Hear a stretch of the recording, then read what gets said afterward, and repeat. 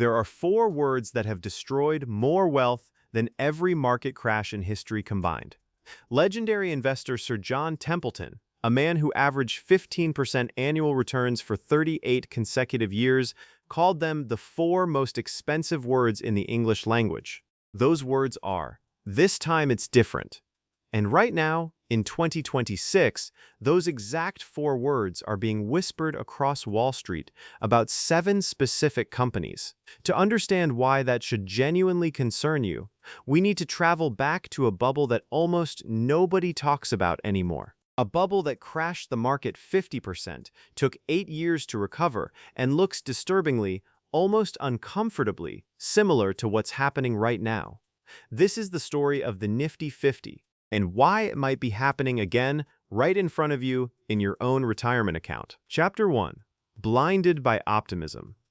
The story starts in the late 1960s. America had just ridden a 20-year economic sugar high following the end of World War II. Factories were booming. Suburbs were spreading across the landscape like acne on a teenager, and Americans believed, genuinely, deeply, almost religiously, that the country was invincible. And honestly, why wouldn't they? They'd beaten Germany in the war, they'd put a man on the moon, allegedly. And, most importantly, someone had invented the Etch-a-Sketch. Life was good. And sitting right in the center of all that good feeling was the stock market. From the end of World War II in 1945 through 1970, 25 years, the U.S. stock market had gained over 350%. An entire generation of investors had never experienced a market that didn't go up. And out of that long, sugar-fueled bull run came a brand new investing philosophy, one that sounded, on the surface, completely reasonable. It was called investing in one-decision stocks. The idea was elegantly simple. Find companies so powerful, so dominant, so permanently embedded into the fabric of American life that you only ever had to make one decision about them: buy. That's it. You'd never need to sell, never need to monitor, never need to think about it again for the rest of your life. These companies became known as the Nifty 50. And this wasn't a basket of speculative penny stocks or unproven startups. This was Coca-Cola, American Express, McDonald's, Polaroid, Xerox, Avon, the biggest, most trusted, most beloved household names in America. Investors looked at these companies and saw something that felt bulletproof. And because of that, because nobody on Wall Street could even imagine these companies failing, the idea of ever selling one of them was considered, quite literally, insane. Chapter 2. The Grenade with the Pin Already Pulled. Here's a rule about investing that has held true for over a century, across every market, every cycle, every generation. If something sounds like a no-brainer investment with zero downside, it is almost always a financial grenade with the pin already removed. And that is exactly, precisely what was happening with the Nifty 50. By the early 1970s, these stocks weren't just expensive, they were priced as if gravity simply did not apply to them anymore. At the time, the average price-to-earnings ratio for the overall stock market was about 15. 15 is respectable, normal. The kind of number you could bring home to your parents and they'd approve. But the never sell, never question, never worry mentality around the Nifty 50 had pushed their valuations into something resembling a fairy tale. Coca-Cola was trading at 46 times earnings, Xerox, 49 times earnings, McDonald's, 86 times earnings. Polaroid, a company that made instant cameras, was trading at 90 times earnings. On average, the entire Nifty 50 group was trading at 42 times earnings, nearly 3 times the broader market average. And here's the number that should genuinely make your stomach drop. At their absolute peak, the top 5 Nifty 50 stocks alone made up roughly a quarter of the entire United States stock market. In the full group of 50 companies, 45% of the total market. Stop and sit with that for a second. Almost half of the entire invested wealth of the United States, pensions, savings accounts, retirement funds, was concentrated in 50 companies, priced as though they could never, under any circumstances, go down. Chapter 3. When reality slapped everyone across the face. Then came 1973 and 1974. Oil prices quadrupled, almost overnight, as OPEC imposed an embargo that reshaped the global economy. Inflation surged past 11%. Unemployment doubled from 4.5% to 9%. And President Nixon ended the gold standard for good, pulling out one of the final pillars holding up the entire post-war financial order. The stock market crashed 50% between 1973 and 1974, the worst bear market in America since the Great Depression. And here's the thing about crashes that almost nobody understands until they've lived through one. When an economy falls apart, overpriced stocks don't correct gently. They don't drift down. They get obliterated. Coca-Cola fell over 60%. McDonald's fell over 70%.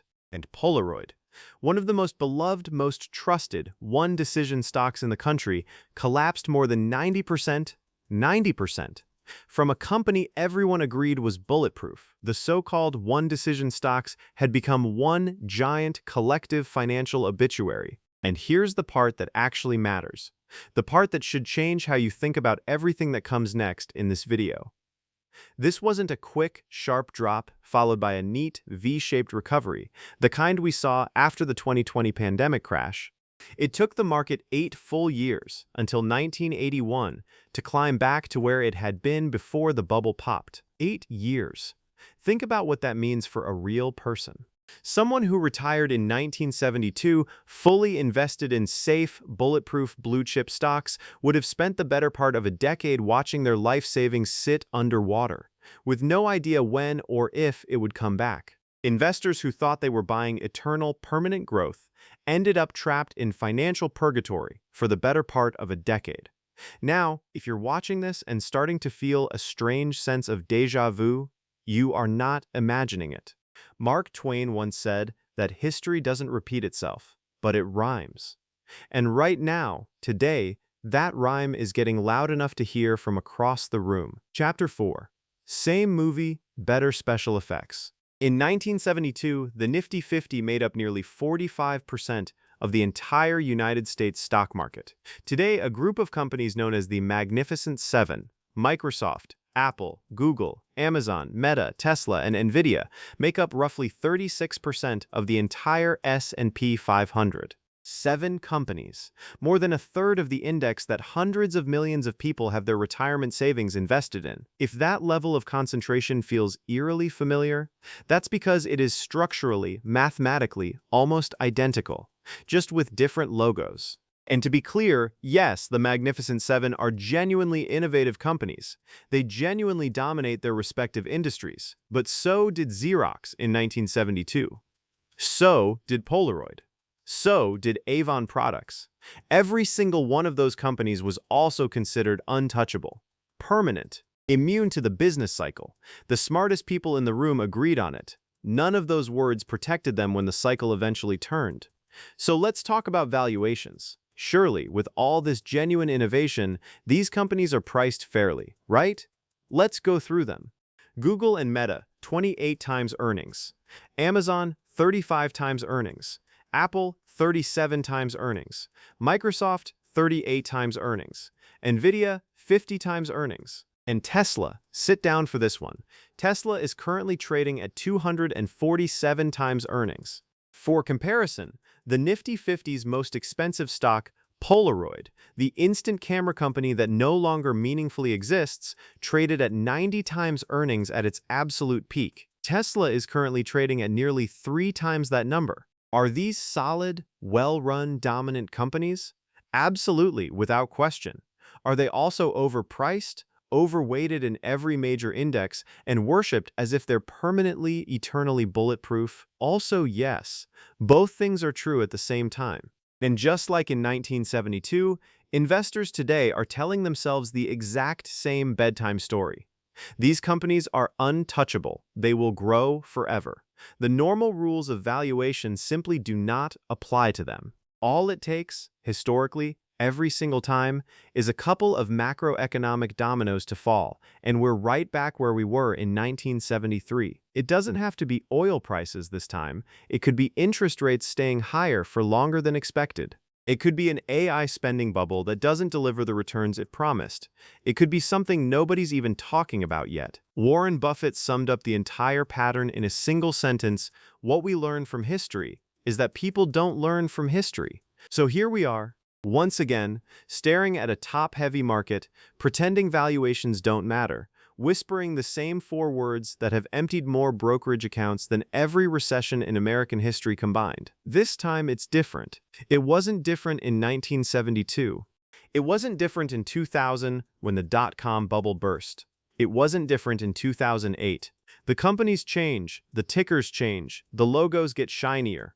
But the story Wall Street tells itself, the story you are probably telling yourself right now, even if you don't realize it, stays precisely the same. So here's the question I actually want you to sit with after this video ends.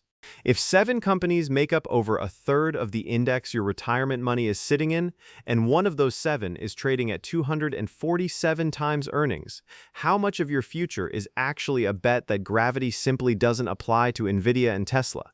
You might be far more exposed to this than you think, even if you've never personally bought a single individual stock in your life. Go check your 401k or index fund's top 10 holdings right now. I mean it. Pause this video and go look. Then drop your tech weighting percentage in the comments. I want to find out how many of us are quietly sitting on the exact same bet without ever realizing it.